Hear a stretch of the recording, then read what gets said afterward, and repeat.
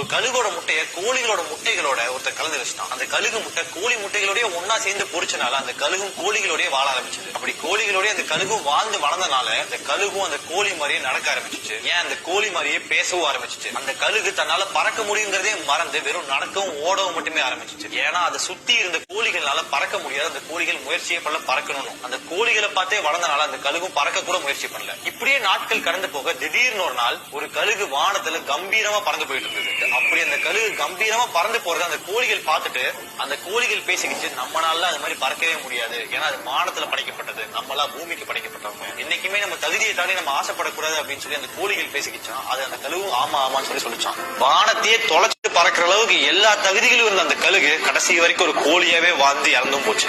அந்த கழுகு மட்டுமா கோழிகளோட ஒன்னா சேர்ந்து வாழ்ந்துட்டு இருக்கு? நம்மள எத்தனை பேர் கழுகு மாதிரி எல்லா தகுதிகளும் நம்ம கோழிகளோட சுத்திக்கிட்டு இருக்கோம். வானத்தையும் தாண்டி பறக்கிற அளவுக்கு ஒவ்வொருத்தனுக்குள்ளயும் ஒரு திறமை இருக்கு. ஆனாலும் நம்ம சுத்தி இருக்கவங்க கோழிகளா இருக்கனால நம்ம கழுகு அப்படிங்கறதே மறந்துடுறோம். நண்பன் யார் என்று சொல், நீ யார் என்று சொல்கிறேன்னு சும்மாவா சொன்னாங்க. அதனால இந்த வீடியோவை உங்க ஃப்ரெண்டுக்கு ஷேர் பண்ணி விட்டுட்டு என்னைக்குமே நல்ல நண்பர்களோட மட்டுமே பழகுங்க. இதே ஒரு கழுகோட முட்டைய கோழி